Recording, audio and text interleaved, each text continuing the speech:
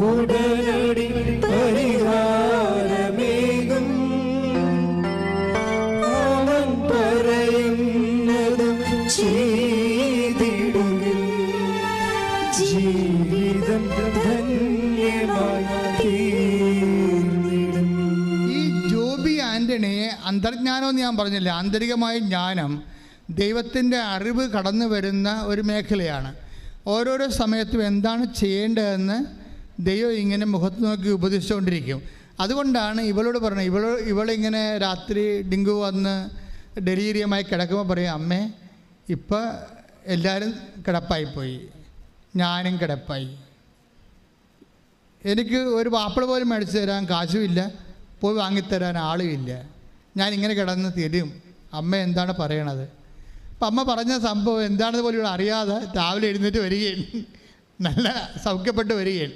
ഇതെന്താ പ്രോബ്ലം എന്ന് വെച്ച് കഴിഞ്ഞാൽ, ഈ വഴികളിൽ ഇപ്പം ഈ ജോബി ആൻ്റണി ചെയ്യണത് എന്താണ്? ജോബി ആൻ്റണി ഈ പ്രത്യേക സാഹചര്യത്തിൽ ഇതൊരു കേസ് സ്റ്റഡിയാണ്, കേസ് ഡയറിയാണ്. ഈ കേസ് ഡയറിയിൽ ഈ ഉടമ്പടി എന്ന് പറയുന്ന ഈ ഉടമ്പടി കാൻഡിഡേറ്റ് എന്താണ് ചെയ്യണത്? അവളിങ്ങനെ തകർന്ന് തരിപ്പണമായി കഴിയുമ്പോഴും അവരിൽ ആസന്ന മരണമായി കിടന്ന സംഭവത്തെ അവർ ഊതിക്കത്തിക്കും. ബൈബിൾ നിർദ്ദേശിക്കുന്ന ഒരു ടെക്നിക്കാണത്. അണയാൻ പോണ വിളക്ക് ആളിക്കത്തുമെന്ന് പറഞ്ഞ പോലെ ആളിക്കത്തിക്കാൻ പറയും. നിന്നിൽ ആസന്ന മരണമായതിനെ ആളിക്കത്തിക്കാൻ പറയും. ഇവളിൽ ആസന്ന മരണമായത് എന്താണ്? വിശ്വാസമാണ്. കാര്യം എന്താണ്? ഇവക്ക് തന്നെ ഡെങ്കുവായി, ഇവക്ക് വന്ന് പുറത്ത് പോയി ഇത്തിരി ഭക്ഷണം മേടിക്കാൻ കാശുമില്ല, അത് മേടിച്ച് കൊടുക്കാൻ ആളുമില്ലാത്ത രീതിയിൽ ഇവൾ സീറോ ആകുമ്പോഴും ഇവളിൽ ആസന്ന മരണമായതിനെ ഇവൾ ആളിക്കത്തിക്കുന്നുണ്ട്. എന്താണത്? അവളുടെ വിശ്വാസമാണത്. മനസ്സിലായില്ലേ? അത് വിശ്വാസം വിട്ട് കളിക്കാൻ അവൾ തയ്യാറല്ല. തീർന്നു എന്ന് പറയുമ്പോഴും ആ ഉടമ്പടിയിൽ ദൈവത്തോട് ചെയ്ത വിശ്വാസം വിട്ട് കളിക്കാൻ അവൾ തയ്യാറല്ല. അതുകൊണ്ടാണ് വെളിപ്പാടിൻ്റെ പുസ്തകം പറയണത്. വെളിപ്പാടിൻ്റെ പുസ്തകം എടുത്ത് 3:2 ശ്രുതികട ഹല്ലേലൂയ. വെളിപാടിൻ്റെ പുസ്തകം 3-ാം അധ്യായം 2-ാമത്തെ വാക്യം. ഉണരുക, നിന്നിൽ ആസന്ന മരണമായി അവശേഷിക്കുന്നതിനെ ഉത്തേജിപ്പിക്കുക. Praise the Lord. ഇത് നമ്മുടെ ഒരു ഫോർമുലയാണ്. ഉടമ്പടി ഇരിക്കുന്ന ആൾക്കാർ ശ്രദ്ധിക്കേണ്ടതാണ്. എന്തെങ്കിലും തട്ടുകേട് പറ്റി ഡൗണായി കഴിഞ്ഞാൽ എന്ത് ചെയ്യണം? നമ്മളവിടെ കിടന്നപടി കിടക്കരുത്. എന്ത് ചെയ്യണം? ഉണരുക. പറഞ്ഞേ, ഉണരുക, നിന്നിൽ ആസന്ന മരണമായ. എന്താകാം അത്? അത് ചിലപ്പോൾ ആസന്ന മരണമായതിനെ എന്നാ പറഞ്ഞിട്ടുള്ളത്. അതെന്തുമാകാം? അത് വിശ്വാസമാകാം, ദൈവസ്നേഹമാകാം, ഇനി ഉടമ്പടി തന്നെയാകാം. ചില ഉടമ്പടി എടുത്തിട്ട് ആ പ്രത്യക്ഷയുടെ പ്രാർത്ഥന ചൊല്ലി മാത്രം ഉടമ്പടിയിലിരിക്കുന്ന ആൾക്കാരില്ലേ? ചെറിയ ഉടമ്പടി എടുക്കും, അവരെന്ത് ചെയ്യും? നമ്മുടെ അസ്ഥിയായിട്ട് കൊള്ളാത്ത പണിയൊക്കെ ചെയ്യും. അസ്ഥിയായിട്ട് കൊള്ളാത്ത എന്താണ്? ആ തേനെടുത്ത് കുടിക്കും. ഉടമ്പടി തേനില്ലേ? ഒന്നുമില്ലെങ്കിൽ ഇല്ലാത്ത തേനും മധുരമായതിന് വരച്ച് കുടിച്ചുകൊണ്ട് അവിടെ ഇരിക്കും. എന്നിട്ട് 2 പ്രത്യക്ഷ പ്രാർത്ഥന, 2 കവള പ്രത്യക്ഷ പ്രാർത്ഥന അടിച്ചുകൊണ്ടിരിക്കും. ഇതൊന്നും ഉടമ്പടി വിഹിതമല്ല. കർത്താവ് എന്താ പറഞ്ഞിരിക്കുന്നത്? 3:2 തിരിച്ചു വായിച്ച്, നിൻ്റെ പ്രവൃത്തികൾ വായിച്ച്. 3:2 വായിച്ച്, താഴേക്ക് വായിച്ച്. എന്തെന്നാൽ എന്റെ ദൈവത്തിന്റെ മുൻപിൽ നിന്റെ പ്രവൃത്തികൾ പൂർണ്ണമായും നിർവഹിക്കപ്പെട്ടതായി ഞാൻ കാണുന്നില്ല. കുറെ അണ്ണന്മാരുടെ പത്രം ഇപ്പോഴും അലമാരയുടെ തിരിപ്പില്ലേ? അതാണ് ഈ പറയണത്. മനസ്സിലായില്ലേ? കുറേ അണ്ണന്മാർ പത്രം കൊണ്ടുപോയി പള്ളിയുടെ വാതിക്കിട്ട്. ഞാൻ ഇന്ന് കഴിഞ്ഞ ദിവസം എനിക്ക് മാന്നാർ പോകേണ്ട ഒരു ആവശ്യമുണ്ടായിരുന്നു. അപ്പോൾ അവിടുത്തെ കുറച്ച് തീർത്ഥാടന പള്ളികളിലൊക്കെ പോയപ്പോൾ എല്ലാ പള്ളിയുടെ വാതിക്കലും കൃപാസന പത്രം ഇരിപ്പുണ്ട്. ആരുടെ മടിച്ചുകൾ കൊണ്ടുവന്ന് ഇട്ടും പോയതാണ്. എന്നിട്ട് അവിടെ നിന്ന് പെറുക്കി വേറെ ചില ആൾക്കാർ പെറുക്കിയെടുത്ത് ആൾക്കാർക്ക് കൊടുക്കുന്നുണ്ട്. നോക്കിയേ, നിന്റെ പ്രവൃത്തികൾ വായിച്ചേ. എന്റെ ദൈവത്തിന്റെ മുൻപിൽ നിന്റെ പ്രവൃത്തികൾ പൂർണ്ണമായും നിർവഹിക്കപ്പെട്ടതായി ഞാൻ കാണുന്നില്ല. ദൈവം നോക്കണ കാര്യമാണ്, അല്ലാതെ കാണുന്നില്ലെന്ന് പറഞ്ഞ കാര്യം എന്താ? ദൈവം നിങ്ങളുടെ പ്രവൃത്തികളെ നോക്കുന്നുണ്ടെന്ന് അതിൻ്റെ അർത്ഥം. അത് പൂർണ്ണമായി നിർവഹിച്ച് കാണുവേ. വല്ലതൊക്കെ ചിലക്ക് ദൈവത്തിൻ്റെ കണ്ണിൽ പോയിടാൻ വേണ്ടി എന്തെങ്കിലുമൊക്കെ ചെയ്ത് കാണും. പൂർണ്ണമെന്ന ദൈവം പറഞ്ഞിരിക്കണത് എന്താ പറയണത്? ദൈവത്തിൻ്റെ മുമ്പിൽ ഒന്ന് പറഞ്ഞ ദൈവത്തിൻ്റെ മുമ്പിൽ നിന്റെ പ്രവർത്തികൾ പൂർണ്ണമായും നിർവഹിക്കപ്പെട്ടതായി ഞാൻ കാണുന്നില്ല. ഉടമ്പടി പുതുക്കാൻ വന്നവർ ഇത് കൃത്യമായിട്ട് കേൾക്കണം. ഇത് ഉടമ്പടി പുതുക്കാൻ വേണ്ടി വന്നിരിക്കുന്ന 90% ആൾക്കാരോട് ദൈവം പറഞ്ഞ ഇതാണ്. എന്താണ്? ദൈവത്തിൻ്റെ മുമ്പിലെ നിന്റെ പ്രവർത്തികൾ പൂർണ്ണമായി നിർവഹിക്കപ്പെട്ടതായി ഞാൻ കാണുന്നില്ല. കാണുന്നില്ലെന്ന് പറഞ്ഞതിൻ്റെ അർത്ഥം എന്താണ്? ഞാനത് നോക്കിക്കൊണ്ടിരിക്കുകയാണെന്നതിൻ്റെ അർത്ഥം. നിന്റെ പ്രവർത്തികളെ ഞാൻ നോക്കിക്കൊണ്ടിരിക്കുകയാണ്. അത് നിർവഹിക്കപ്പെടുന്നുണ്ട്, അക്കാര്യം വേണ്ടിയൊക്കെ ഓക്കാനിക്കുന്നുണ്ട്. പക്ഷെ അത് പൂർണ്ണമായി സത്യസന്ധമായി അത് ചെയ്യണമല്ലോ, ഉടമ്പടി എടുത്തതല്ലേ എന്ന് വിചാരിച്ചുകൊണ്ട് എന്തെങ്കിലും കാട്ടിക്കൂട്ടി ഒപ്പിച്ചുണ്ടാക്കുന്ന രീതിയിലുള്ള ഒരു ഉഡായിപ്പ് പരിപാടിയാണ് നിൻ്റെ പ്രവൃത്തിയിലുള്ളത്.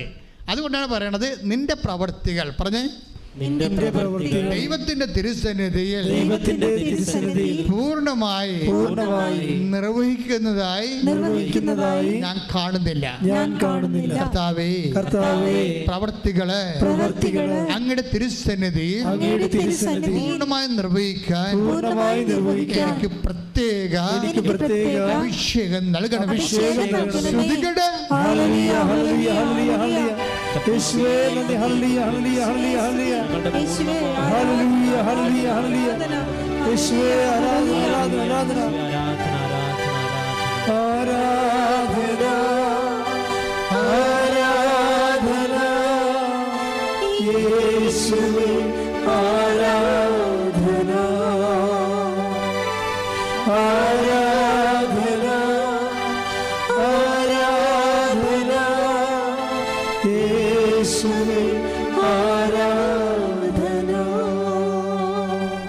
മൂന്ന് വായിച്ചേ. അതുകൊണ്ട് നീ സ്വീകരിച്ചതും കേട്ടതും എന്തെന്നനുസ്മരിച്ച് അത് കാത്തു സൂക്ഷിക്കുകയും അനുതപിക്കുകയും ചെയ്യുക. ഒരു വീഴ്ച വന്നു പോയാൽ, ഇപ്പം നിങ്ങളുടെ ഒരു കാര്യം ഉടമ്പടി വെച്ച കാര്യം നടക്കുന്നില്ല എന്ന് കണ്ടാൽ, അതിന് ഘടകവിരുദ്ധമായതാ നടക്കുന്നതെന്ന് കണ്ടാൽ എന്താ ചെയ്യണത്? വെളിപാട് 3:3 വർക്കൗട്ട് ചെയ്യേണ്ടത്. ഒന്നിനു വായിച്ചേ. അതുകൊണ്ട് നീ സ്വീകരിച്ചതും ഉടമ്പടിയാണ്. നീ സ്വീകരിച്ചത് എന്താ? അത് ഉടമ്പടിയാണ്. നീ സ്വീകരിച്ചതും കേട്ടതും എന്തെന്നനുസ്മരിച്ച് അത് കാത്തു സൂക്ഷിക്കുകയും അനുതപിക്കുകയും ചെയ്യുക. അപ്പൊ അനുതപിക്കേണ്ടി വരും. നീ സ്വീകരിച്ചത് കാത്തു സൂക്ഷിച്ചാൽ പോരാ. പിന്നെന്താണ്? കഴിഞ്ഞ ഉടമ്പടി കാലങ്ങളിൽ നീ അത് അവിശ്വസ്തത കാണിച്ചത് കൊണ്ട് എന്ത് ചെയ്യണം? അനുതപിക്കുകയും ചെയ്യണം. അനുതാപത്തിൻ്റെ കൂടെ ഉള്ളതാണ്. അപ്പം അനുതാപം എന്ന് പറയുമ്പോൾ വെറുതെ ഇങ്ങനെ മൂക്കുകൊണ്ട് മുങ്ങിക്കാണിച്ചിട്ട് കാര്യമില്ല. ആ എല്ലാ അനുതാപവും വരണത് അതിൻ്റെ ഇരട്ടി നമ്മൾ ചെയ്യുമ്പോഴാണ്. അനുതാപത്തിൻ്റെ പ്രവൃത്തിയുടെ മാനമാണുള്ളത്, അല്ല വാക്കിൻ്റെ മാനമല്ല. ഒരിക്കൽ ബലക്ഷയം സംഭവിച്ചാൽ പിന്നെ റിക്കവർ ചെയ്യാനുള്ള മാർഗം ചെയ്യാഞ്ഞ കാര്യങ്ങൾ ഇരട്ടി ചെയ്യുകയാണ്. എന്നിട്ട് ദൈവതിരുസന്നിധിയിൽ വിശ്വസ്തത റിറ്റാലിയേറ്റ് ചെയ്യണം. പ്രാർത്ഥിക്കുക. കർത്താവായ ദൈവമേ, എൻ്റെ ജീവിതത്തിലെ ഉടമ്പടിക്ക് വിശ്വസ്തതയും വിഘ്നവും വന്നു പോയിട്ടുണ്ടെങ്കിൽ അതിന് പരിഹാരം ചെയ്തുകൊണ്ട് പൂർവാധികം ശക്തിയോടെ ഉടമ്പടി ചെയ്യുവാൻ എന്നെ അനുഗ്രഹിക്കണമേ. ഉടമ്പടി ജീവിതമാർഗമാക്കുവാൻ, ജീവിക്കുവാൻ എന്നെ അനുഗ്രഹിക്കണമേ. ഇനി എപ്പോഴും ആശയപരമായ ഉടമ്പടിയും പ്രായോഗികമായ ഉടമ്പടിയും ഉണ്ടാകും. എപ്പോഴും നമ്മൾ ആക്ടിവേറ്റ് ചെയ്യണത്, ഉടമ്പടി ആക്ടിവേറ്റ് ചെയ്യണത്, ഉടമ്പടി ഇപ്പം നമ്മൾ സീരിയസ് ആയിട്ട് എടുത്തിരിക്കും. ഉടമ്പടി അല്ലേ, ഉടമ്പടി നമ്മൾ സീരിയസ് ആയിട്ട് എടുത്തിരിക്കുകയാണ്. ഇനി ഇതിൻ്റെ സെക്കൻഡ് ഫേസിലും തേർഡ് ഫേസിൽ വെച്ചാണ് ദൈവം ഇത് സീരിയസ് ആയിട്ട് എടുക്കുന്നത്. അതുകൊണ്ടാണ് ഞാൻ നിങ്ങളുടെ 3 പ്രാവശ്യമൊക്കെ പുതുക്കണമെന്ന് പറഞ്ഞതിൻ്റെ കാര്യം എന്തതാണ്? അതായത് നമ്മൾ ആദ്യ ഭാഗം നമ്മൾ സീരിയസ് ആയിട്ട് എടുക്കും. എന്നിട്ട് പിന്നെ കാര്യങ്ങൾക്ക് എന്തെങ്കിലും കോട്ടവോ വാട്ടവോ ഉണ്ടെങ്കിൽ നമ്മളിങ്ങനെ പമ്മി നിൽക്കും. അപ്പോഴും ദൈവം അത് ആക്ടിവേറ്റ് ചെയ്തിട്ടില്ല. ദൈവം 2-3 സെക്ഷനിലാണ് ദൈവം ഉടമ്പടി സീരിയസ് ആയിട്ട് എടുക്കണത്. എന്താ കാര്യം വെച്ച് കഴിഞ്ഞാൽ അത് ഈ എസെക്കിയേൽ വായിച്ചാൽ മനസ്സിലാവും. നിങ്ങൾ എസെക്കിയേലിൻ്റെ 16:8 വായിച്ച് ശ്രുതികട്ടെ. ഹല്ലേലൂയ ഹല്ലേലൂയ ഹല്ലേലൂയ ഹല്ലേലൂയ യേശുവേ നന്ദി. ഹല്ലേലൂയ ഹല്ലേലൂയ. എസെക്കിയേൽ 16-ാം അധ്യായം 8-ാമത്തെ വാക്യം. എസെക്കിയേൽ 16-ാം അധ്യായം 8-ാം വാക്യം. ഞാൻ വീണ്ടും നിന്റെ അടുക്കലൂടെ കടന്നു പോയപ്പോൾ നിന്നെ നോക്കി. വീണ്ടും നോക്കുകയാണ്. കണ്ടാ, കാണുന്നില്ലെന്ന് പറഞ്ഞ ദൈവമാണ്. നിന്റെ പ്രവർത്തികൾ പൂർണ്ണമായി നിർവഹിക്കപ്പെട്ടതായിട്ട് കാണുന്നില്ലെന്ന് പറഞ്ഞ ദൈവമാണ് പിന്നെ നിന്നെ നോക്കിയെന്ന് പറയണത്. ഇതെന്ത് സംഭവം എന്ന് വെച്ച് കഴിഞ്ഞാൽ ഇത് 3-ാം പ്രാവശ്യമാണ് കടന്നു പോണത്. 3ാമത്തെ ഉടമ്പടി സമയമാണിത്. കാര്യം ഉടമ്പടി ദൈവം സ്ഥിരീകരിക്കാൻ പോകുന്ന ഘട്ടമാണ്. അതിനുള്ളിൽ നിങ്ങൾ വിശ്വസ്തത കറക്റ്റ് ചെയ്യണം. എന്താ പ്രശ്നം വെച്ച് കഴിഞ്ഞാൽ ആദ്യ പ്രാവശ്യം കടന്നു പോയപ്പോൾ ദൈവം കണ്ടത് എന്താണ്? നിൻ്റെ പൊക്കിൾക്കൊടി മുറിച്ചിട്ടില്ല, ഉപ്പാരും പെരട്ടിയിട്ടില്ല. അപ്പോൾ ദൈവം പറയുന്നൊരു വാക്കുണ്ട്. ഭാഷേൻ്റെ തന്നെ 16:4 എടുത്ത്. നീ ജനിച്ച ദിവസം നീ ജനിച്ച ദിവസം നിന്റെ പൊക്കിൾക്കൊടി മുറിച്ചിരുന്നില്ല, നിന്നെ കുളിപ്പിച്ച് ശുദ്ധി വരുത്തിയില്ല, ദേഹത്ത് ഉപ്പ് പുരട്ടുകയോ വെള്ളക്കച്ചയിൽ പൊതിയുകയോ ചെയ്തിരുന്നില്ല. ഇവയിലൊന്നെങ്കിലും ചെയ്യാൻ ആർക്കും ദയ തോന്നിയില്ല. സിറ്റുവേഷൻ ആർക്കും നമ്മളോട് ദയ തോന്നാത്തൊരു കാലം. നിന്നെ കുളിപ്പിച്ചില്ല, പൊക്കിൾക്കൊടി മുറിച്ചിരുന്നില്ല, നിന്നെ ഉപ്പ് പെരട്ടിയിരുന്നില്ല, നീ അബാൻഡൻ ചെയ്തിരിക്കണം വിജന പ്രദേശത്ത്. ആരും സഹായിക്കാനില്ലാതെ വരത്തില്ല നമുക്ക്. ഞാൻ മുമ്പ് പറഞ്ഞ പോലെ നമ്മുടെ ഫോൺ പോലും എടുക്കാത്ത സമയമില്ലേ? അതാണ് ഈ ഒരു ടൈം ദൈവം നമ്മുടെ മുമ്പിൽ കൂടെ കടന്നു പോവുകയാണ്. ആ സമയത്ത് നമ്മൾ ഉടമ്പടി നമ്മളെടുക്കണത്. പക്ഷേ ദൈവം അപ്പോഴും അത് സ്ഥിരീകരിക്കണമെങ്കിൽ കുറച്ച് ടൈം എടുക്കും. കടന്നു പോകുമ്പോൾ ദൈവം പറഞ്ഞൊരു വാക്കുണ്ട്. എന്താ ദൈവം പറഞ്ഞിരിക്കണേ? ഞാൻ നിന്റെ അടുക്കലൂടെ ഞാൻ നിന്റെ അടുക്കലൂടെ കടന്നു പോയപ്പോൾ ഈ സിറ്റുവേഷനിലെ പൊക്കിൾക്കൊടി മുറിക്കാത്ത ആളില്ലാത്തപ്പോൾ, ഉപ്പ് പുരട്ടാൻ ആളില്ലാത്തപ്പോൾ, പിള്ളക്കച്ച പൊതിയാക്കാൻ ആളില്ലാത്തപ്പോൾ, ഈ സിറ്റുവേഷനിൽ നിനക്ക് ആരുമില്ലാത്തപ്പോൾ ഞാൻ നിന്റെ അടുത്തുകൂടി കടന്നുപോയി. നീ ചോരയിൽ കിടന്നുരുളുന്നത് കണ്ട് നിന്നോട് പറഞ്ഞു ജീവിക്കുക, വയലിലെ ചെടി പോലെ വളരുക. വല്ലാത്തൊരു ആശീർവാദമാണ്. അതായത് ദൈവം നമുക്ക് ആദ്യകാലങ്ങൾ നൽകുന്നത് ഈ ആശീർവാദമാണ്. സർവൈവ് ചെയ്യാൻ പറയും. ഞാൻ നിൻ്റെ പരിസരത്ത് തന്നെ ഉണ്ട്, നിന്നെ കഴുകാൻ കൊത്തിക്കൊണ്ട് പോകാതിരിക്കാൻ വേണ്ടി ഞാൻ നോക്കിക്കൊള്ളാം. പക്ഷെ നീ തന്നെ സർവൈവ് ചെയ്ത് വരണം. എങ്ങനെ സർവൈവ് ചെയ്ത് വരണം?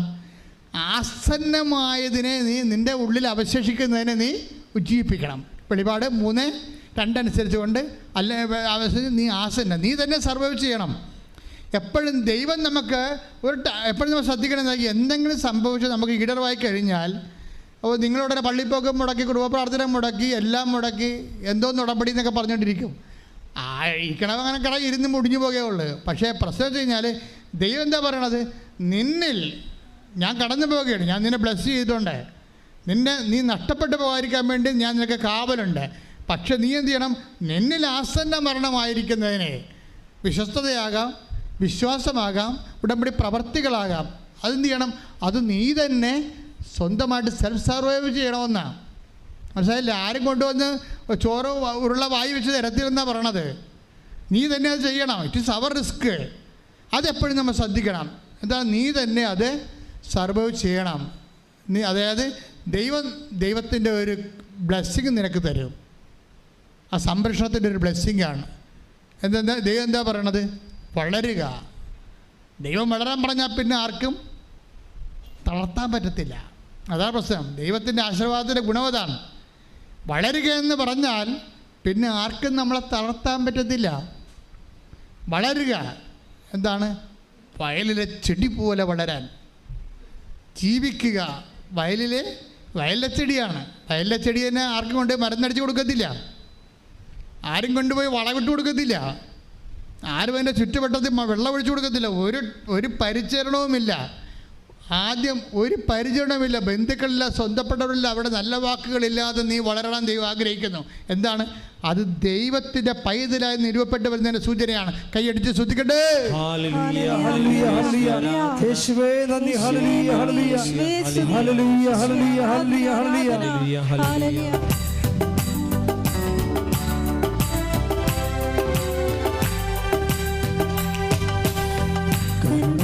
സാഗരമേ ശോകക്കൊടുങ്ങയിലേറിടുമ്പോ,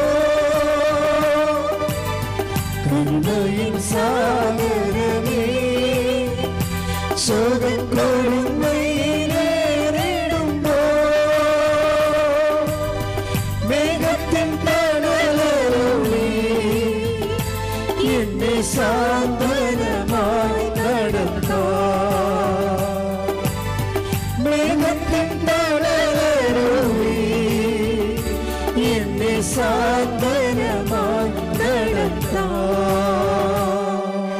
പരിശുദ്ധ പരമ ദിവ്യകാരുണ്യത്തിന് ആരാധനയും സ്തുതിയും പുകഴ്ചയും ഉണ്ടായിരിക്കട്ടെ. ഇപ്പം നമ്മുടെ ആധ്യാത്മിക ജീവിതത്തിലും ഉടമ്പടി ജീവിതത്തിൻ്റെ ഒരു അനുഭവ പരിച്ഛേദമാണിത്. ശരിക്കും ഈ സിറ്റുവേഷനിലൂടെ എല്ലാം വിശ്വസ്തനായ സത്യസന്ധയായ ഉടമ്പടി ദൈവ പൈതൽ കടന്നു പോകും. കാര്യം എന്താണ്? ദൈവം നമുക്കൊരു ആശീർവാദം നൽകുകയാണ്. ദൈവം ആശീർവാദം നൽകിയാൽ എന്ത് സംഭവിക്കും? ജീവിക്കുക. എന്താ പറയുക? ജീവിക്കുക എന്ന് വെച്ചതിൻ്റെ അർത്ഥം നിന്നെ ആരും കൊല്ലുകയില്ലെന്ന്. മനസ്സിലായില്ലേ? കടമോ രോഗമോ നിന്നെ കൊല്ലത്തില്ല. കാര്യം എന്താണ്?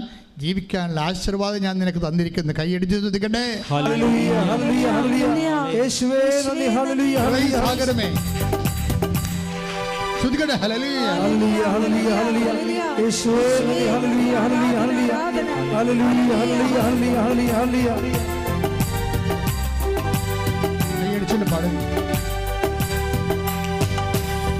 കരുണയിൻ സാഗരമേ ശോകക്കൊടുങ്ങയിലേറിടുമ്പോ,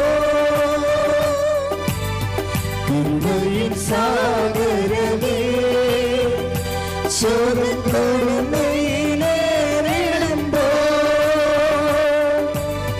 മേഘത്തിൻ തണലരുളി എന്നെ സാന്ത്വനമായി നടത്താ, മേഘത്തിൻ തണലരുളി എന്നെ സാന്ത്വനമായി നടത്താ. പാടുക.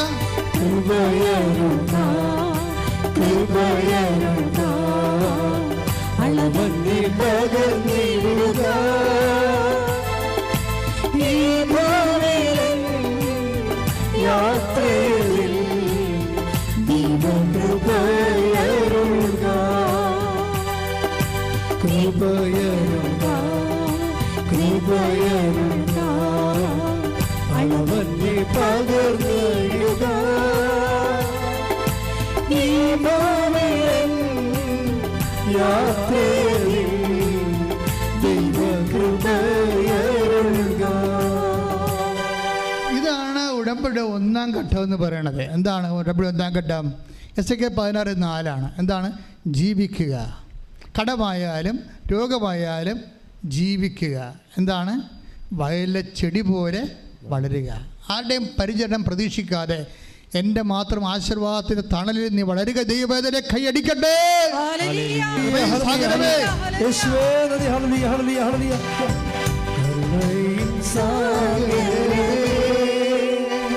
ശോകക്കൊടുങ്ങയിലേറിടുമ്പോ,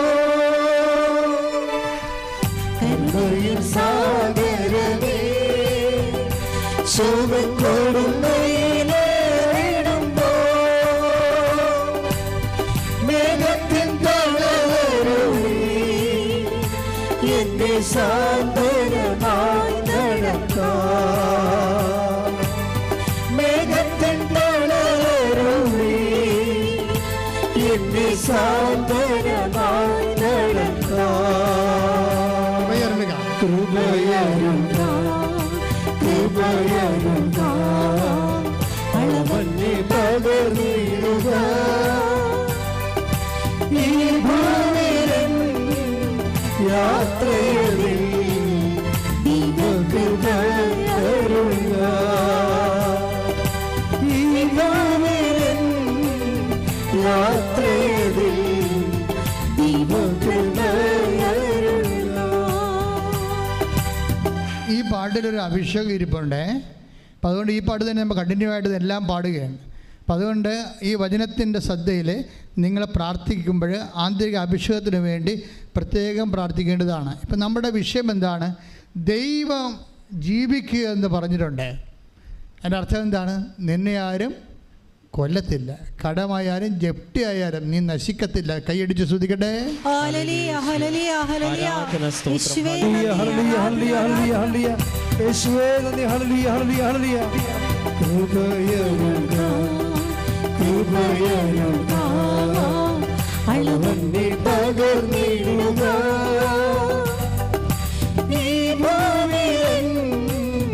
യാത്രയിൽ ദൈവകൃപ അരുളുക.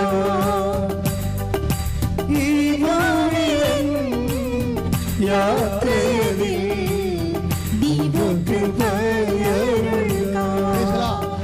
രണ്ടാം ഘട്ടം നമുക്ക് വായിക്കാം. രണ്ടാം ഘട്ടം എസെക്കിയേൽ 16:4 ഒന്നാം ഘട്ടം. എസെക്കിയേൽ 16:4 കഴിഞ്ഞ് 5 മുതലുള്ള വാക്യങ്ങൾ ശ്രദ്ധിക്കട്ടെ, വായിക്കട്ടെ. എസെക്കിയേൽ 16-ാം അധ്യായം 5 മുതലുള്ള തിരുവചനങ്ങൾ. ഇവയിൽ ഒന്നെങ്കിലും ചെയ്യാൻ ആർക്കും ദയ തോന്നിയില്ല. ആർക്കും നമ്മുടെ ദയ തോന്നാത്തൊരു കാലം. എന്നുവെച്ചാൽ ദൈവത്തിന് മാത്രം ദയ തോന്നുന്ന ഒരു കാര്യത്തിലൂടെയാണ് ചിലപ്പോൾ നമ്മൾ കടന്നു പോകുന്നത്. ജനിച്ച ദിവസം തന്നെ നീ വെറുക്കപ്പെടുകയും. ഓ എൻ്റെ അമ്മേ, നോക്കിയാൽ ഇത് കണ്ട, ഞാൻ പറഞ്ഞില്ലേ, വെറുക്കപ്പെടും ചിലപ്പോൾ. ബന്ധുക്കൾ, സ്വന്തപ്പെട്ടവർ, കൂട്ടുപണിക്കാർ, അങ്ങനെ അല്ലെങ്കിൽ നമ്മുടെ ഓഫീസിലുള്ളവർ, വെറുപ്പിൻ്റെ ഒരു കാലം ഉണ്ടാകും. വെറുപ്പിൻ്റെ കാലം ഉണ്ടാകുമ്പോഴും തിരിച്ച് വെറുത്തോണ്ട് നീ ഉടമ്പടിയുടെ ബ്രേക്ക് ചെയ്യരുത്. തിരിച്ച് അതായത് ഉടമ്പടി എന്ന് പറയണത് ദൈവവുമായിട്ട് ചെയ്തിരിക്കുന്ന ഒരു ബന്ധമാണ്. അതിൻ്റെ സബ്സ്റ്റൻസ് എന്ന് പറഞ്ഞാൽ ലവ് ഓഫ് ഗോഡാണ്. ദൈവ സ്നേഹത്തിനെ ഇപ്പം നിന്നെ വെറുക്കാം. ഇപ്പം നമുക്കറിയാമല്ലോ, ഇപ്പം ഈശോയെ യൂദാസ് വന്ന് മുത്തണില്ലേ? ഈശോയെ ഗെത്സെമനയിൽ യൂദാസ് വന്നിട്ട് ഈശോയെ ചുംബിക്കുന്നുണ്ട്. അപ്പോൾ ഈശോ അറിയാം, ഇവൻ ചുംബിച്ച് കാണിച്ചു കൊടുക്കണമെന്നറിയാം. കാര്യം യോഹന്നാനും ഈശോയും ഏതാണ്ട് ഒരേ ലക്ഷണമായത് കാരണം പ്രധാന പുരോഹിതന്മാർക്കും പട്ടാളക്കാർക്കും ആളറിയാൻ പാടില്ലാത്ത കാരണം ആളെ ചൂണ്ടിക്കാണിക്കുന്ന പകരം ചുംബിച്ച് കാണിച്ചു കൊടുക്കുകയാണ്. അപ്പം അത്രയും നിഷ്ഠൂര കഠോര പ്രവർത്തനമാണ് ഇവൻ ചെയ്യണത്. പക്ഷേ ഈശോയുടെ വിശുദ്ധിയെ, ഈശോയുടെ ദൈവസ്നേഹത്തെ അതിന് മങ്ങലേൽപ്പിക്കാൻ ഈ യൂദാസിൻ്റെ ഈ കാപട്യത്തിന് ഈ കാലൻ്റെ കാപട്യത്തിന് പറ്റണില്ല. ഈശോ എന്താ പറയണത്? ഈശോ എന്താ യൂദാസിനെ ആ സമയത്ത് വിളിക്കണത്? സ്നേഹിത. Take the word of God. മത്തായിയുടെ സുവിശേഷം 26-ാം അധ്യായം 49-ാമത്തെ വാക്യം. അവൻ പെട്ടെന്ന് യേശുവിന്റെ അടുത്ത് ചെന്ന് പറഞ്ഞേ, അവൻ പെട്ടെന്ന് യേശുവിന്റെ അടുത്ത് ചെന്ന് ഗുരു സ്വസ്തി എന്ന് പറഞ്ഞ് അവനെ ചുംബിച്ചു. യേശു അവനോട് ചോദിച്ചു, സ്നേഹിത. ഇതാണ് സാധനം, കണ്ട. യേശു ഈ കാലനോട് ചോദിക്കണേ. യേശു അവനോട് ചോദിച്ചു. എന്താണ് പറയണത്? എടാ കാലമാടാ, നീ എന്നെ കൊല്ലാൻ വേണ്ടിയല്ലേ എന്നാണ് ചോദിച്ചത്? അല്ല, സ്നേഹിത. ഇതാണ് ട്രാൻസ്ഫിഗറേഷൻ, ഈശോയുടെ മെറ്റമോർഫിയ എന്ന് പറയും. കർത്താവ് താബോർ മലയിൽ സംഭവിച്ചതിൻ്റെ അടുത്ത സ്റ്റെപ്പാണ് ഇവിടെ നടക്കുന്നത്. ഉടമ്പടിയിൽ ഇരിക്കുന്നവർ ഒരു താബോറിലേട്ടുള്ള യാത്രയിലാണ്. അവരുടെ മനുഷ്യത്വത്തിൻ്റെ അകത്ത് ഇങ്ങനെ മെറ്റമോർഫിയ സംഭവിക്കും, ഒരു രൂപാന്തരീകരണം. തന്നെ കൊല്ലാൻ വേണ്ടി വന്ന കാലിനെ സ്നേഹിത എന്ന് വിളിച്ചുകൊണ്ട് വിശുദ്ധിയുടെ കൊടിമുറി കേഴുന്ന കർത്താവിൻ്റെ തനി താബോറാണിത് രൂപാന്തരീകരണം സംഭവിക്കുന്നത്. എന്താ കാര്യത്തിൽ വിശുദ്ധിയാണ് ഇവിടെ വരുന്നത്. കാര്യം ഹെബ്രായ ലേഖനം എടുത്ത് വിദ്വേഷത്തിൻ്റെ വേര് ഹെബ്രായർ 12:15. ഹെബ്രായർക്ക് എഴുതിയ ലേഖനം 12-ാം അധ്യായം 15-ാമത്തെ തിരുവചനം. ദൈവകൃപ ആർക്കും നഷ്ടപ്പെടാതിരിക്കുവാൻ ശ്രദ്ധിക്കുവിൻ. കണ്ടാ, ഈശോ വളരെ ശ്രദ്ധിക്കുന്നുണ്ട് അവിടെ. യൂദാസ് ചുംബിക്കുമ്പോഴും തൻ്റെ കൃപ നഷ്ടപ്പെട്ടു പോകാതിരിക്കാൻ വേണ്ടി ഈശോ ശ്രദ്ധിക്കുന്നുണ്ട്. മനസ്സിലായില്ല? അത് നിങ്ങൾ ശ്രദ്ധിക്കണം, ഞാനും ശ്രദ്ധിക്കണം. യൂദാസും പിലാത്തോസും ഒക്കെ നമ്മുടെ ചുറ്റും എപ്പോഴും ഉണ്ടാകും. പക്ഷേ ദൈവം ശ്രദ്ധിക്കണത് എന്താണ്? കൃപ നഷ്ടപ്പെട്ടു പോകാതിരിക്കാൻ. അപ്പോൾ അതാണ് ഹെബ്രായർ 12:15. അത് വായിച്ചേ.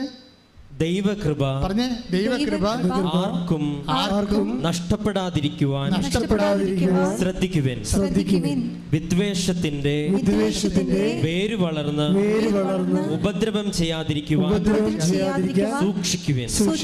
ഈശോ സൂക്ഷിക്കുകയാണ് വിദ്വേഷം. കാര്യം ഇവനോട് ആർക്കാലും വിദ്വേഷം തോന്നുമില്ല.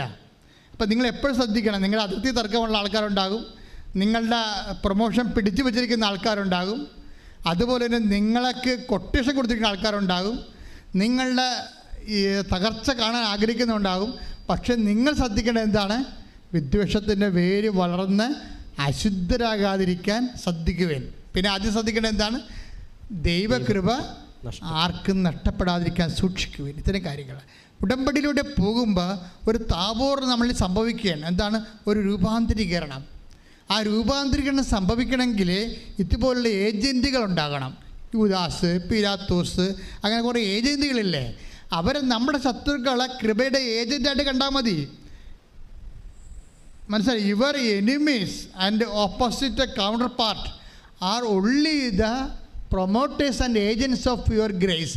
കൈയടിച്ച് കർത്താവേ ഹല്ലേലൂയ ഹല്ലേലൂയ ഹല്ലേലൂയ യേശുവേ നന്ദി ഹല്ലേലൂയ ഹല്ലേലൂയ ദൈവകൃപ ഹല്ലേലൂയ ഹല്ലേലൂയ ഹല്ലേലൂയ ഹല്ലേലൂയ ഹല്ലേലൂയ ഹല്ലേലൂയ സ്തുതിക്കട്ടെ. ഹല്ലേലൂയ യേശുവേ നന്ദി ഹല്ലേലൂയ ഹല്ലേലൂയ ഹല്ലേലൂയ ഹല്ലേലൂയ ഹല്ലേലൂയ ഹല്ലേലൂയ യേശുവേ സ്തുതി ഹല്ലേലൂയ ഹല്ലേലൂയ. ഉറ്റവർ ബന്ധുക്കളും എല്ലാ സ്നേഹിതരും വെറുക്കിൽ, ഉറ്റവർ ബന്ധുക്കളും എല്ലാ സ്നേഹിതരും വെറുക്കിൽ, സ്നേഹത്തിനാളമതിൽ ഞാനും നീ മന്ദരായി തീർന്നിടുമേ. സ്നേഹത്തിനാളമതിൽ ഞാനും നീ മന്ദരായി തീർന്നിടുമേ. കൃപയരുന്ന അളവന്നെ പകർന്നിടുക ഈ ഭാവിയൻ യാത്രയിൽ ദൈവം കൃപയരുക. ഈ ഭാവിയൻ യാത്രയിൽ ദൈവം കൃപയരുക. എൻ്റെ ദൈവവേദന ഉടമ്പടിയുടെ ആത്മാവെന്ന് പറഞ്ഞത് എന്താണ്? അത് ക്രിസ്തുവാണ്. ഈ ക്രിസ്തുവിനെ ഈ ഉടമ്പടിയിലൂടെ കണ്ടെത്താൻ കഴിഞ്ഞാൽ ഉടമ്പടി പൂർണ്ണമായി. അത് നിത്യത വരെയാണ് അതിൻ്റെ നിയോഗബലങ്ങൾ നിലനിൽക്കുന്നത്. അതെന്താ ഇങ്ങനെ പറയാൻ കാരണം എന്ന് വെച്ച് കഴിഞ്ഞാൽ, ഇപ്പോൾ തന്നെ നോക്കിയേ, ഇപ്പോൾ യൂദാസിനെയും കവർ ചെയ്ത് ഈശോ വളർന്നിരിക്കുകയാണ്. അവൻ വിദ്വേഷത്തിൻ്റെ വേര് വളരാൻ അനുവദിച്ചില്ല, ആ വിശുദ്ധി നഷ്ടപ്പെടാൻ അനുവദിച്ചില്ല. അവനെ സ്നേഹിത എന്ന് വിളിച്ചുകൊണ്ട് വീണ്ടും ഈശോ താബോറിലെ രൂപാന്തരപ്പെട്ടതുപോലെ ഇവിടെ പ്രായോഗികമായ ഒരു താബോറ, പ്രാക്ടിക്കൽ താബോറാണ് ശരിക്കും പറഞ്ഞാൽ ഈ കാൽവരി എന്ന് പറയണത്. മറ്റതിന് ആശയപരമായ താബോറാണ്. നമുക്ക് ദൃശ്യവൽക്കരിച്ചു, പക്ഷേ അത് പ്രയോഗവൽക്കരിക്കണതും ടാഞ്ചിബിൾ ആക്കണതുമെല്ലാം കാൽവരിയിലെ താബോറിലാണ്. താൽവരിലെ ഈശോ ട്രാൻസ്ഫിഗറേഷൻ വല്ലാണ്ടങ്ങോട്ട് മാറുകയാണ്. എന്ന് വെച്ച് കഴിഞ്ഞാൽ അവസാനം ഈശോ ക്രൂശിക്കപ്പെട്ടു മരണത്തിൻ്റെ അവസാന നിമിഷം ഈശോ ചെയ്യുന്ന ലാസ്റ്റ് ചെയ്തുണ്ട്. എന്ത് പറയും? ഈ കൂടെ തന്നെ കൊല്ലാൻ വേണ്ടി കൂട്ടുനിന്നവരെ കൂടി സ്വർഗത്തിലേക്ക് തൻ്റെ കൂടെ കൊണ്ടുപോകാനുള്ള മാർഗങ്ങൾ അന്വേഷിക്കുന്ന ഈശോ. That is Christ. അതാണ് ക്രിസ്തു. സ്തുതിക്കട്ടെ. ഹല്ലേലൂയ ഹല്ലേലൂയ ഹല്ലേലൂയ ഹല്ലേലൂയ ഹല്ലേലൂയ യേശുവേ നന്ദി ഹല്ലേലൂയ ഹല്ലേലൂയ. കരുണയിൻ സാഗരമേ ശോകക്കൊടുമയിലേറിടുമ്പോ കരുണയിൻ സാഗരമേ ശോകക്കൊടുമയിലേറിടുമ്പോ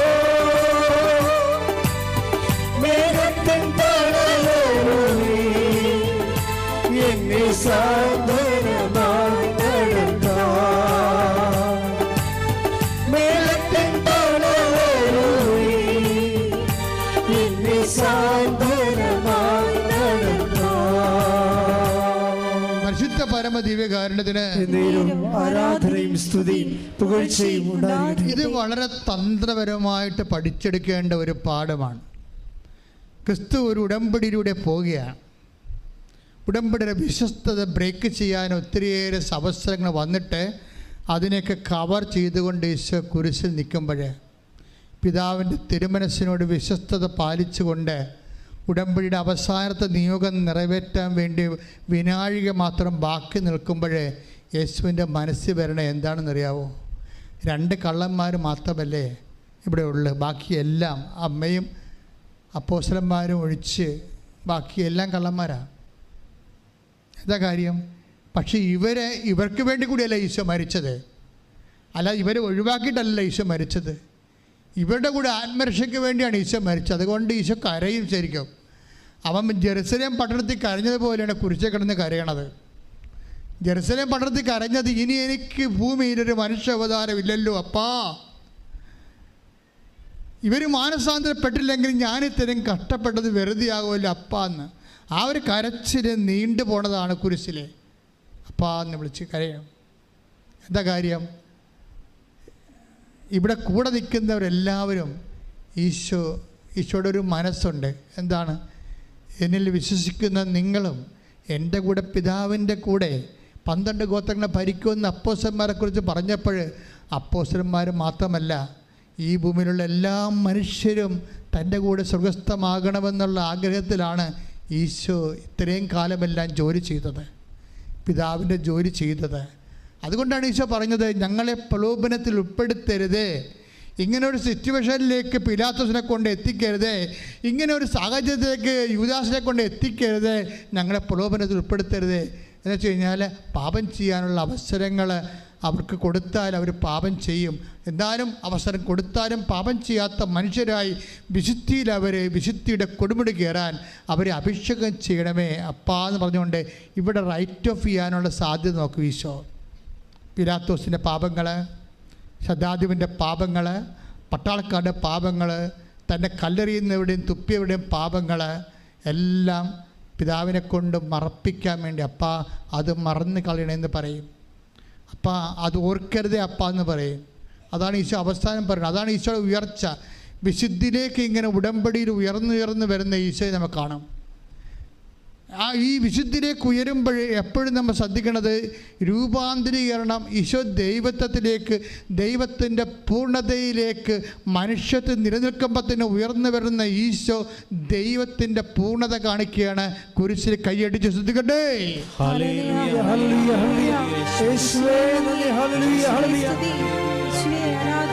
ബന്ധുക്കളും ശ്രദ്ധിക്കട്ടെ. ഹല്ലേലൂയ ഹല്ലേലൂയ ഹല്ലേലൂയ ഹല്ലേലൂയ.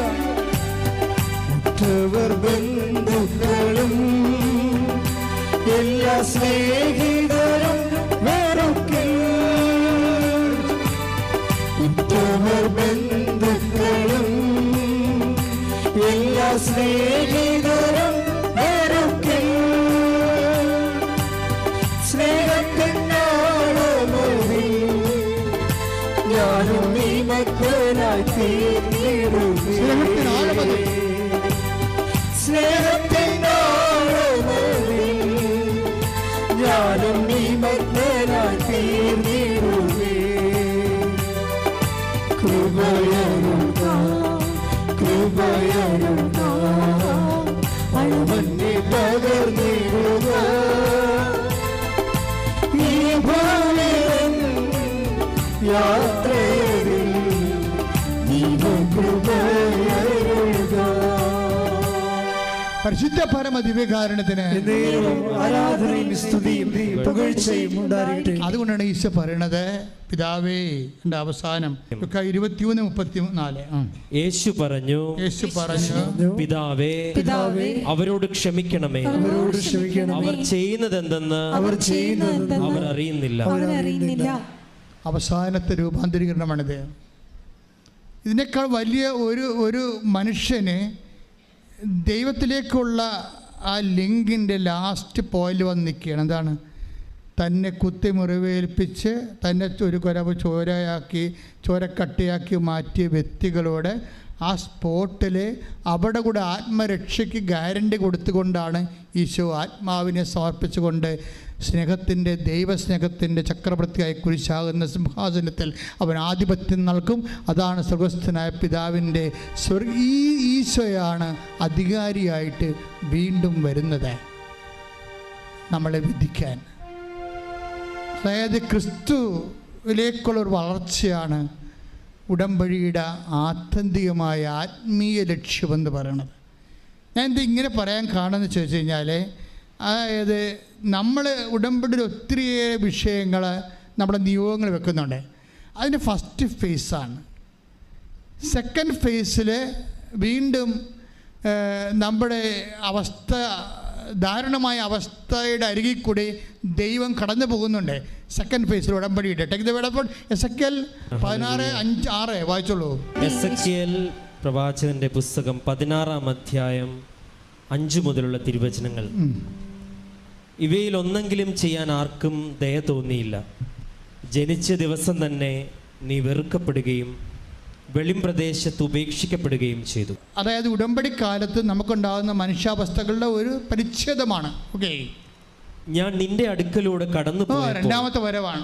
ദൈവം വീണ്ടും വരുന്നു. ദൈവം നമ്മെ വിടത്തില്ലല്ലോ. ഞാൻ നിന്റെ അടുത്ത് കൂടി കടന്നുപോയി. നീ ചോരയിൽ കിടന്നുരുളുന്നത് കണ്ട് നിന്നോട് പറഞ്ഞു, ജീവിക്കുക, വയലിലെ ചെടി പോലെ വളരുക. നീ വളർന്ന് പൂർണ്ണ യൗവനം പ്രാപിച്ചു. 6 മുതലുള്ള വചനങ്ങളാണ് രണ്ടാം ഘട്ടം എന്ന് പറയുന്നത്. നീ വളർന്നു. എന്താണ്? ദൈവത്തിൻ്റെ ആശീർവാദമാണ്. ഉടമ്പടിയിൽ വളർച്ച ഉണ്ടാകും തീർച്ചയായിട്ടും. നിങ്ങളുടെ ഭൗതിക ആത്മീയ മേഖലയിൽ എന്തുണ്ടാകും? വളർച്ച ഉണ്ടാകും. എന്താ കാര്യം? ദൈവമാണ് ഉടമ്പടിയുടെ അറ്റത്ത് നിൽക്കുന്ന ആള്. ഇത് ബയലാറ്ററൽ എഗ്രിമെൻ്റാണ്, ഉഭയകക്ഷിയാണ്. ഒരു കക്ഷി മാത്രമാണ് നീ, ഒരു കക്ഷി നിൻ്റെ ദൈവമാണ്. അതുകൊണ്ട് എന്താണ്, നിനക്ക് ജോലിയിലായാലും വീട്ടിലായാലും ആത്മീയമായാലും സാമ്പത്തികമായാലും കൃപയിലായാലും വളർച്ച ഉണ്ടാകും. കാര്യം എന്താണ്? You are under A blessing. വളരുക. എസെക്കിയേൽ 16:7 വായിക്കുന്നത്. രണ്ടാം ഘട്ടത്തിൻ്റെ ദൈവത്തിൻ്റെ വരവ്. ഈ രണ്ടാമത്തെ ഉടമ്പടി പുതുക്കലായിട്ട് കാണാൻ നമുക്ക് എടുക്കാം ഈ ഘട്ടത്തെ. എന്താണ്? നീ വളർന്നു, പൂർണ്ണ യൗവനം പ്രാപിച്ചു. പൂർണ്ണ ആത്മീയമായാലും ഭൗതികമായാലും പൂർണ്ണ യൗവനം പ്രാപിച്ചു. നിന്റെ മാറിടം വളർന്നു, മുടി തഴച്ചു. എങ്കിലും നീ നഗ്നയും അനാവൃതയുമായി. അപ്പം നമ്മൾ രണ്ടാം ഘട്ടത്തിലേക്ക് എത്തിയാലും കുറച്ച് പരാധീനതകൾ നമുക്ക് നിലനിൽക്കും. അപ്പം രണ്ടാം ഘട്ടം കൊണ്ട് ഇതിലാക്കാൻ നിർത്തിക്കളയല്ലോ. ദൈവം ഇതിന് ആത്മീയ വളർച്ചയായിട്ടാണ് കാണുന്നത്. നമ്മളിതൊരു ഭൗതിക വളർച്ചയായിട്ടാണ് എടുക്കുന്നത്. അതാണ് കുഴപ്പം വന്നിരിക്കുന്നത്. അതൊരു ദൈവത്തിന് അത് നിസ്സാരമാണ്. ദൈവം ഉദ്ദേശിക്കുന്നത് എന്താണ്? ഇത് ആത്മീയ വളർച്ചയായിട്ടാണ് കണ്ടത്. ക്രിസ്തു കുരിശിൽ വളർന്ന് ദൈവത്വത്തിൻ്റെ പൂർണ്ണതയിലേക്ക് എത്തി മനുഷ്യത്വം അവന് മരിച്ചത് വരെ, അതിന് ട്രാൻസ്ഫിഗറേഷൻ സംഭവിക്കുന്നവരെ എന്താണ് വരെ നമ്മളിൽ ഒരു ട്രാൻസ്ഫിഗറേഷൻ സംഭവിക്കുന്നതിന് വേണ്ടി ദൈവം പല ഘട്ടങ്ങൾ നിശ്ചയിച്ച പോലെയാണ് ഇത് വായിച്ചു വരുന്നത്. എന്താണ് വായിച്ച് 8 വായിച്ചേ. ഞാൻ വീണ്ടും നിന്റെ അടുക്കൽ. മൂന്നാമത്തെ പ്രാവശ്യമാണ് കടന്നു പോണത്. ഉടമ്പടിയിലെ മൂന്നാമത്തെ പ്രാവശ്യത്തെ വരവാണ്. ഞാൻ വീണ്ടും യൗവനയുക്തയായി. പക്ഷേ നിന്നെ തിരക്കാനും കല്യാണം കഴിപ്പിക്കാനും ആരുമില്ലായിരുന്നു. അപ്പം ഞാൻ നിന്റെ 3-ാം പ്രാവശ്യം നിന്റെ അടുത്തുകൂടി കടന്നുപോയി. നിന്റെ അടുക്കലൂടെ കടന്നു പോയപ്പോൾ നിന്നെ നോക്കി. നിനക്ക് വിവാഹപ്രായമായെന്ന് ഞാൻ മനസ്സിലാക്കി. നിനക്ക് വിവാഹപ്രായം വെച്ചാൽ ഉടമ്പടിക്ക് കാലമായി. അപ്പോഴാണ് ദൈവം ഉടമ്പടി ചെയ്യണം. നമ്മളാണിപ്പോൾ ഉടമ്പടി ചെയ്തിരിക്കുന്നത്. ദൈവം ഈ ഉടമ്പടി ഏറ്റെടുക്കുന്നത് 3-ാം ഘട്ടത്തിലാണ്. കാര്യം ഇത് കൃത്യമാകാതെ ദൈവം ഉടമ്പടി ഏറ്റെടുക്കത്തില്ലല്ലോ. അപ്പം എല്ലാം കൊണ്ടുവന്ന് ആടെ പ്രസവിക്കണം, പശുവിനെ അതൊക്കെ പശുവിൻ്റെ കുത്തിക്കയറ്റി ഇട്ടും വീട്ടിൽ പോയ പോലെ പഴി നടക്കുക. ഇതിൻ്റെ ഒരു പ്രോസസ്സിംഗ് ഉണ്ട്. 3-ാം ഘട്ടമാകുമ്പോൾ ദൈവം ഈ സംഭവം ഏറ്റെടുക്കും. എന്താ ദൈവം? നീ ഉടമ്പടിക്ക് പക്വതയെന്ന് മനസ്സിലാക്കി. നീ യൗവനയുക്തയായി. ഉടമ്പടിക്ക് ഇപ്പോഴാണ് നീ പക്വത പ്രാപിച്ചിരിക്കണത്. അപ്പോൾ അതിൻ്റെ ഓരോ ഘട്ടങ്ങൾ വായിച്ചാൽ മതി. അപ്പോൾ എന്താ ചെയ്യണം? അപ്പോൾ സംഭവിക്കണേ, എൻ്റെ മേലങ്കി കൊണ്ട് നിന്റെ നഗ്നത ഞാൻ മറച്ചു. എൻ്റെ മേലങ്കി കൊണ്ട് നിന്റെ നഗ്നത, അപ്പം എൻ്റെ മേലങ്കി കൊണ്ട് നഗ്നത ഞാൻ മറച്ചു. ഞാൻ നിന്നോട് സ്നേഹവാഗ്ദാനത്തോടെ ഒരു ഉടമ്പടി. വാഗ്ദാനങ്ങൾ ഇവിടെ വരണത്. ദൈവം ഇനി വാഗ്ദാനം ഇങ്ങോട്ട് തരണം ഇവിടെ വെച്ചാണ്. ഞാൻ നിന്നോട് സ്നേഹവാഗ്ദാനത്തോടെ എന്ത് ചെയ്ത്? ഒരു ഉടമ്പടി ചെയ്തു. നേരത്തെ നമ്മളെ ഉടമ്പടി ചെയ്തിരിക്കണത്. ഇപ്പം ദൈവം അത് സ്ഥിരീകരിച്ചുകൊണ്ടാണ്. അപ്പം നീ ദൈവയുക്തമായി ഉടമ്പടി ചെയ്യാൻ, ദൈവത്തോട് ഉടമ്പടി ചെയ്യാൻ വേണ്ടി മാത്രം ആത്മീയമായി വളർന്നു കഴിഞ്ഞു എന്ന് കണ്ടാൽ ദൈവം ആ ഉടമ്പടി സ്ഥിരീകരിക്കും. പ്രാർത്ഥിക്കുക, കർത്താവേ, എൻ്റെ ജീവിതത്തിൻ്റെ ആത്മീയ ഘടകങ്ങളിൽ ഇതുപോലെയുള്ള വിവേചന ബുദ്ധിയോടുകൂടിയുള്ള വിശ്വാസ ജീവിത സുവിശേഷ സാക്ഷ്യ വളർച്ചയുടെ പക്വതയിലെത്തി ദൈവം തന്നെ ഉടമ്പടി സ്ഥിരീകരിക്കുവാൻ അഭിഷേകം ചെയ്യണമേ.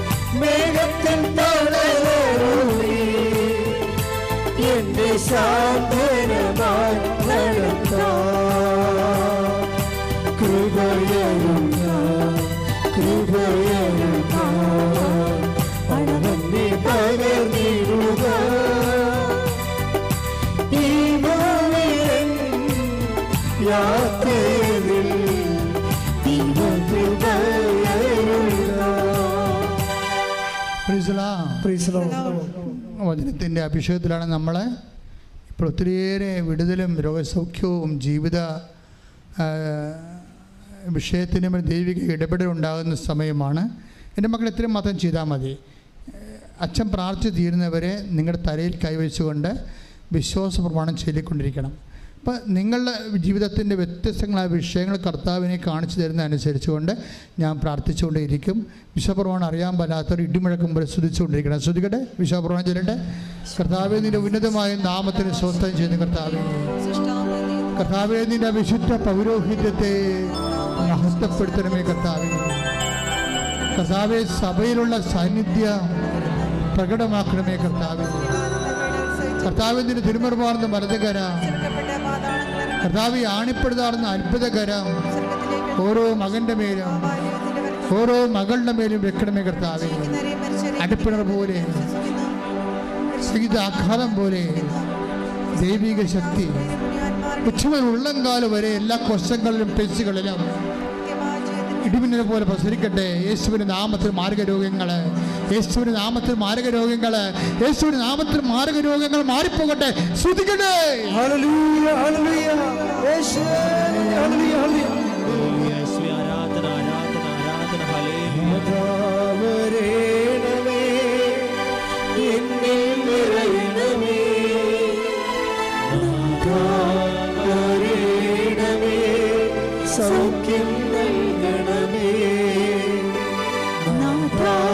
വരേണമേ, എന്നിൽ നിറയണമേ, വരേണമേ, സൗഖ്യം നൽകണമേ. എൻ്റെ മകളെ കൈയെടുക്കരുത്. എല്ലാ വെള്ളപ്പാണ്ട് രോഗങ്ങൾ, എപ്പിലെപ്സി രോഗങ്ങൾ, ഓട്ടിസം രോഗങ്ങൾ, ഹൃദയത്തിൻ്റെ ദോരങ്ങൾ, നടുവലിൻ്റെ കസേരകൾ തെറ്റിയിരിക്കുന്ന അവസ്ഥകൾ, ജനിതകമായ വൈകല്യങ്ങളുള്ളവർ, അവരെല്ലാവർക്കും വേണ്ടി പ്രാർത്ഥിക്കുന്ന സമയമാണ്. നെഞ്ചിനെ കർത്താവ് കാണിക്കുന്നുണ്ട്. ശ്വാസകോശം ചുരുങ്ങുന്നവർ, വാരിപ്പറ്റ് ബലക്ഷമായിരിക്കുന്നവർ, അപകടത്തെ വാലിപ്പറ്റ് ഒടുങ്ങിപ്പോയവർ, അവരെല്ലാവരും ഈശോ കാണിക്കുന്നുണ്ട്. പ്രാർത്ഥനയിലൂടെ നമുക്ക് അവർക്ക് വേണ്ടി പ്രാർത്ഥിക്കാം. ഹൃദയത്തെ കാണിക്കുന്നുണ്ട്. കരളിന് വേണ്ടി പ്രാർത്ഥിക്കാം. ഗർഭാശയത്തിന് വേണ്ടി പ്രാർത്ഥിക്കാം. ഉദരാശയത്തിന് വേണ്ടി പ്രാർത്ഥിക്കാം, കിഡ്നികൾക്ക് വേണ്ടി പ്രാർത്ഥിക്കാം, അതുപോലെ തന്നെ പാങ്ക്രിയാസിന് വേണ്ടി പ്രാർത്ഥിക്കാം. എല്ലാ മേഖലകളിലും സന്ധിബന്ധങ്ങളിലും ഇടിമുഴക്കം പോലെ ശ്രദ്ധിക്കട്ടെ, ഇടിമുഴക്കം പോലെ ശ്രദ്ധിക്കട്ടെ. എൻ്റെ കർത്താവിന് ഉന്നതമായ നാമത്തില് സഭയുടെ അധികാരത്തില് 38 വർഷം ഞാൻ അർപ്പിച്ച കൃപാനയുടെ യോഗ്യതയാൽ കൃപാസ്ഥാനത്താറെ ജീവനോടെ പ്രത്യക്ഷപ്പെട്ട മാതാവിന്റെ മധ്യസ്ഥത്തില് ഈ കാലങ്ങളിൽ നടന്നിട്ടുള്ള ആരാധന ശക്തിയാൽ യേശു ക്രിസ്തുവിന്റെ നാമത്തില് മാർഗരോഗങ്ങള്, തീരാവേദനകള്, ജീവദുരിതങ്ങള് യേശുവിന്റെ നാമത്തില്, യേശുവിന്റെ നാമത്തില്, യേശുവിന്റെ നാമത്തില്, യേശുവിന്റെ നാമത്തില് മാറിപ്പോകട്ടെ. ശ്രദ്ധിക്കട്ടെ. ഹല്ലേലൂയ, ഹല്ലേലൂയ, ഹല്ലേലൂയ. യേശുവേ, ഹല്ലേലൂയ, ഹല്ലേലൂയ, ഹല്ലേലൂയ. എന്നിൽ നിറയണമേ, നാഥാ വരേണമേ, സൗഖ്യം നൽകണമേ, നാഥാ വരേണമേ, എന്നിൽ നിറയണമേ, നാഥാ വരേണമേ, സൗഖ്യം നൽകണമേ. മക്കളെ കൈയെടുത്ത് കൈ നെഞ്ചത്ത് വെക്കണം. ഇപ്പം ജോലിയില്ലാത്തവർക്ക്, വരുമാനം മുട്ടിപ്പോയവർക്ക്, യാത്ര മുടങ്ങിപ്പോയവർക്ക്, മെഡിക്കൽ ടെസ്റ്റിന് പരാജയപ്പെട്ടവർക്ക്, പരീക്ഷകളുടെ റിസൾട്ട് പ്രതീക്ഷിക്കുന്നവർക്ക്, വസ്തു വിൽക്കാൻ പറ്റാതിരിക്കുന്നവർക്ക്, വീടില്ലാത്തവർക്ക്, വഴിയില്ലാത്തവർക്ക്, സാമ്പത്തിക മേഖല തകർച്ചയുള്ളവർക്ക്, വിവാഹം പിരിഞ്ഞ് ജീവിക്കുന്നവർക്ക്, ലഹരിയുടെയും മദ്യപാനത്തെ ആസക്തിയിൽ വിഷമിക്കുന്നവർക്ക്, വലിയ കടങ്ങളിലും കേസുകളിലും പെട്ട് വിഷമിക്കുന്നവർക്ക്, ഇന്ത്യയിലാകപ്പെട്ട വിടുതലിന് വേണ്ടി പ്രാർത്ഥിക്കട്ടെ. ശ്രദ്ധിക്കട്ടെ, ശ്രദ്ധിക്കട്ടെ. ഹല്ലേലൂയ, ഹല്ലേലൂയ. എൻ്റെ കർത്താവിന് ഉന്നതമായ നാമത്തില് സഭയുടെ അധികാരത്തില് 38 വർഷാർപ്പിച്ച കൃപാന്റെ യോഗ്യതയാൽ കൃപാസ്ഥാനത്താറെ ജീവന്റെ പ്രത്യക്ഷയുടെ മാതാവിന്റെ മധ്യസ്ഥത്തിൽ യേശുക്രിസ്തു ഉന്നതമായ നാമത്തിൽ ജീവ ദുരിതങ്ങള്, ജീവ തടസ്സങ്ങള് യേശുവിന്റെ നാമത്തിൽ മാറിപ്പോകട്ടെ. ശ്രദ്ധിക്കട്ടെ. ഹല്ലേലൂയ, ഹല്ലേലൂയ. യേശുവേ,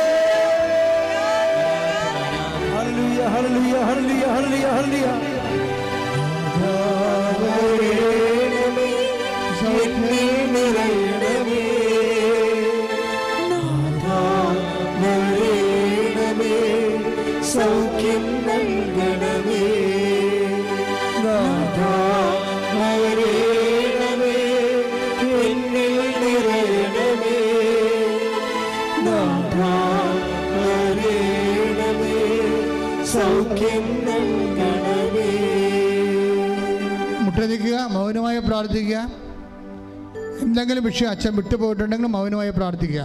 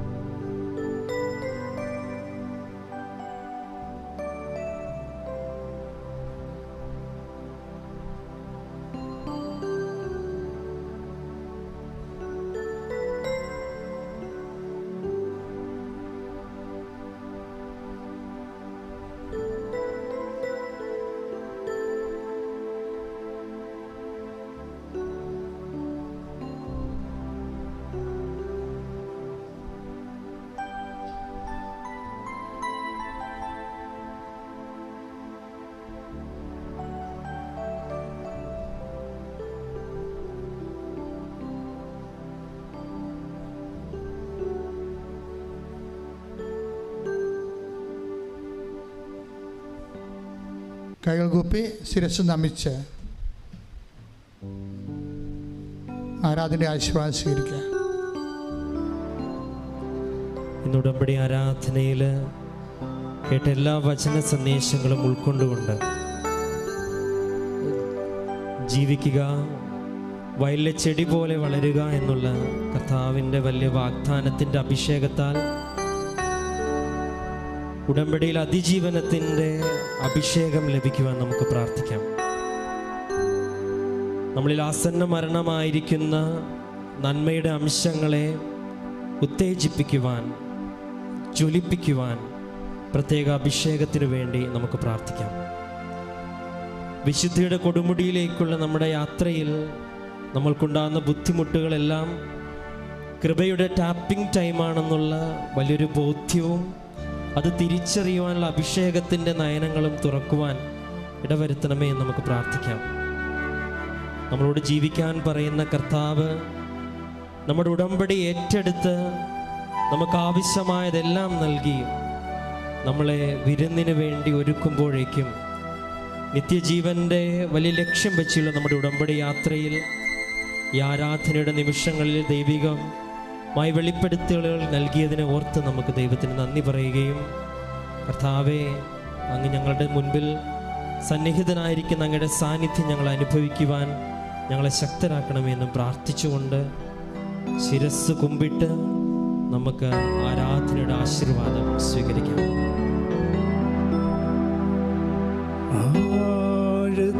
ആഴത്തിലെന്നോടും ഇടപെടണേ,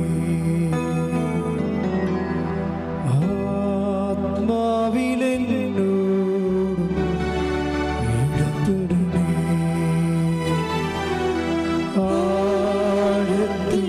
ആഴത്തിലെന്നോടും ഇടപെടണേ,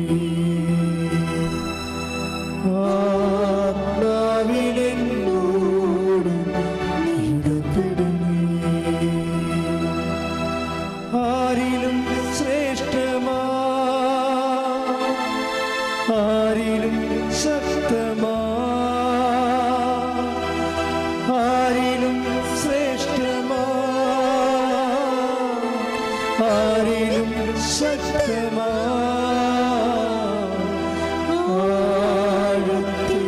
ആഴത്തിലെന്നോടും ഇടപെടണേ,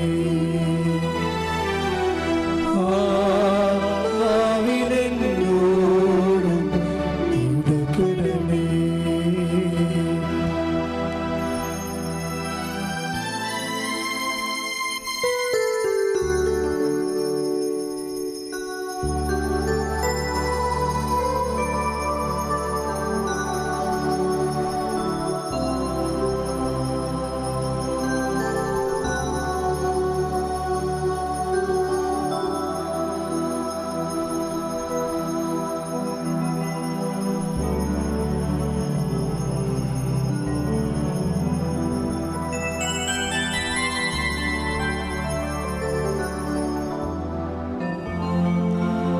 പരിശുദ്ധ പരമമാ ദിവ്യകാരുണ്യമേ, എന്നുമെന്നും അങ്ങേയ്ക്കാരാധന. പരിശുദ്ധ പരമമാ ദിവ്യകാരുണ്യമേ, എന്നുമെന്നും അങ്ങേയ്ക്കാരാധന. പരിശുദ്ധ പരമമാ ദിവ്യകാരുണ്യമേ, എന്നുമെന്നും അങ്ങേയ്ക്കാരാധന. ആവേ ആവേ ആവേ